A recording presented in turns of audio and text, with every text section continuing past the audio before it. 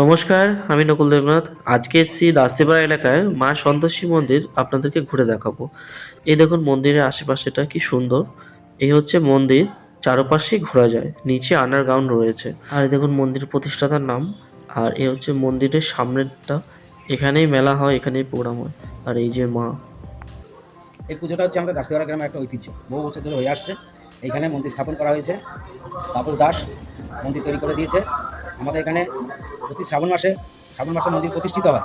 সেই উপলক্ষে প্রতি শ্রাবণ মাসে মন্দির প্রতিষ্ঠিত উপলক্ষে এখানে পুজো হয় এবং প্রতি বৈশাখ মাসে প্রথম শুক্রবারে পুজো হয়, সন্তোষ পুজো হয়, বাৎসরিক পুজো প্রতি বৈশাখ মাসে। তা আমাদের এই পুজোয় ভালোই প্রোগ্রাম হয়, 2-3 দিন ধরে পুজোর প্রচুর দর্শনার্থী আসে। আর এমনিতেও নিত্য সেবা হয়, প্রত্যেক দিন নিত্য সেবা হয়, প্রতি শুক্রবারে পুজো হয়, উপসীরা আসে, উপোস করে পুজো দেয়। এটা হচ্ছে আমাদের দাস্তিপাড়ার পুজো। ইনি ছিলেন মন্দির কমিটির লোক। মন্দিরে সব ধরনের ব্যবস্থা রয়েছে আর আন্ডারগ্রাউন্ডে একটা শিবলিঙ্গ আছে। ভিডিওটি দেখার জন্য অনেক ধন্যবাদ। পাশে থাকবেন।